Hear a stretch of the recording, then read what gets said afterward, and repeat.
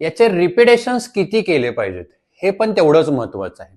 लक्षात ठेवा, आपला कोणता फिटनेसचा फॅक्टर इम्प्रूव्ह करायचा आहे यावरती हे रिपिटेशन ठरणार आहे, किंवा तुम्ही कोणते मुद्गल हातामध्ये घेतलेले आहे, किती केजीचे म्हणजे किती रेजिस्टंट किंवा किती इंटेन्सिटीचे मुद्गल तुम्ही करत आहे याच्यावरती तुमचा फिटनेस फॅक्टर हा डिपेंड असतो.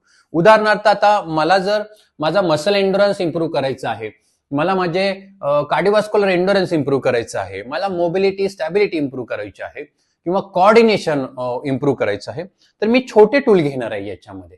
ओके, आणि छोटे टूल करून मी याच्यामध्ये ड्युरेशन वाढवणार आहे, टायमिंग वाढवणार आहे, रिपिटेशन्स वाढवणार आहे. उदाहरणार्थ मी 2 टूलने हे मुवमेंट एखादी घेतोय, ओके, दोन्ही हाताने, तर हे मी साधारणतः 4 मिनिटे 3 मिनिटे तुमचा जो फिटनेसचा गोल आहे त्यानुसार करणार आहे. जेवढे छोटे टूल असणार आहे तेवढे तुमचं ड्युरेशन जास्त जाणार आहे, टायमिंग जास्त जाणार आहे.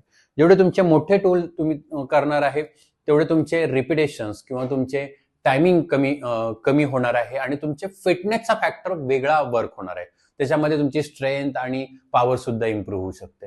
त्यामुळे कोणता टूल वापरताय, किती वेळ वापरताय, किती रिपिटेशन करताय, हे तुमच्या मुद्गलच्या साईजवरती डिपेंड आहे, आणि ते तुमच्या फिटनेसच्या गोलवरती सुद्धा डिपेंड आहे.